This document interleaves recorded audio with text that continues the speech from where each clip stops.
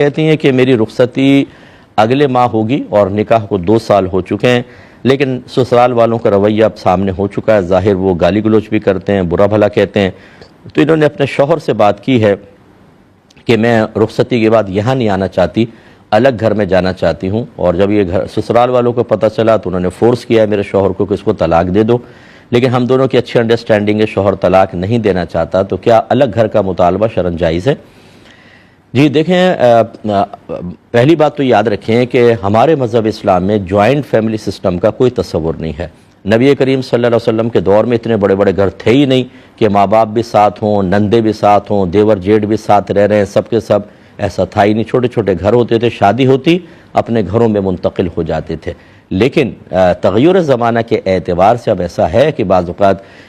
ایک ہی احاطے کے اندر 2-3 فیملیاں رہ رہی ہوتی ہیں، تو جوائنٹ فیملی سسٹم منع بھی نہیں ہے، لیکن اصل تو سیپریشن ہی ہے، الگ رہنا ہے۔ ایک بات۔ دوسری بات یہ ہے کہ فقہا نے واضح طور پہ لکھا کہ لڑکی اگر سسرال میں ہے اور شوہر اسی سسرال میں اسے ایک الگ روم دے سکتا ہو کہ جس میں وہ اندر سے کنڈی لگا لے، باہر جائے تو تالا لگا کر جائے، تو یہی ایک الگ رہائش کا شرعی تصور ہے۔ تو اگر اتنا دے دے تو گویا اس نے الگ رہائش دے دی، کافی ہے۔ لیکن تیسرا مسئلہ یہ لکھا ہے کہ اس کے باوجود اگر لڑکی کے سسرال والوں کے ساتھ لڑکی کی انڈرسٹینڈنگ نہیں ہوتی ہے، لڑائی جھگڑا فتنہ فساد، اور میں معذرت کے ساتھ بار بار یہ لفظ استعمال کرتا ہوں کہ منافقت،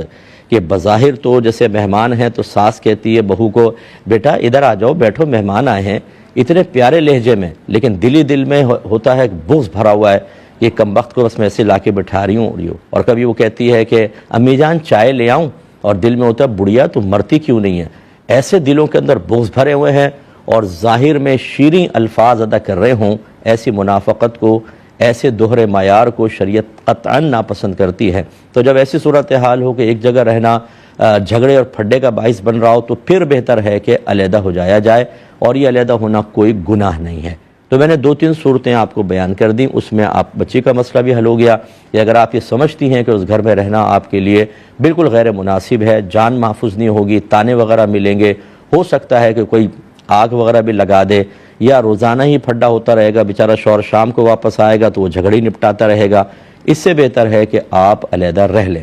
علیحدہ ہونے کا مطلب کوئی اختلاف نہیں ہوتا۔ اگر بیٹا اپنی بیوی کو علیحدہ رکھ کر لیکن اپنے ماں باپ کا حق ادا کرتا ہے، ان سے ملتا رہتا ہے، بیوی کو لا کے ملاتا ہے، اپنے بچوں کو لا کے ملواتا ہے، لیکن ایک سیپریٹ جگہ پر رہتا ہے، تو شرعی لحاظ سے کوئی گناہ کی صورت نہیں ہے۔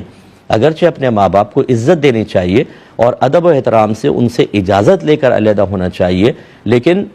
مطلب ماں باپ کو بھی وسعت حاصل کرنی چاہیے، بچوں کو بھی چاہیے کہ علیحدہ ہو کے ماں باپ کو بھول نہ جائیں۔ اور اس کو یہ سمجھنا کہ جیسے ہمارے بعض خاندانوں میں ایسا ہوتا ہے کہ اگر بیٹا علیحدہ ہو گیا تو یہ عورتیں آ کے آگ لگاتی ہیں، بعض ہر ایک نہیں، بعض آتی ہیں کہ یہ کیا ہوا، تمہارا بیٹا علیحدہ ہو گیا، ہائے ہائے ابھی تو شادی ہوئی تھی، یہ تمہاری بہو نے کیا ہے سارا کچھ۔ یہ آج کل کی لڑکیاں ہیں ہی ایسی، فوراً بیٹے کو لے گئیں، اپنی ماں سے جدا کر دیا، آگ لگائی اور یہ نکل لیں، وہ بیچارے تڑپ رہی ہیں۔ اس طرح کے معاملہ نہ کریں۔ اگر سسرال والے سمجھتے ہیں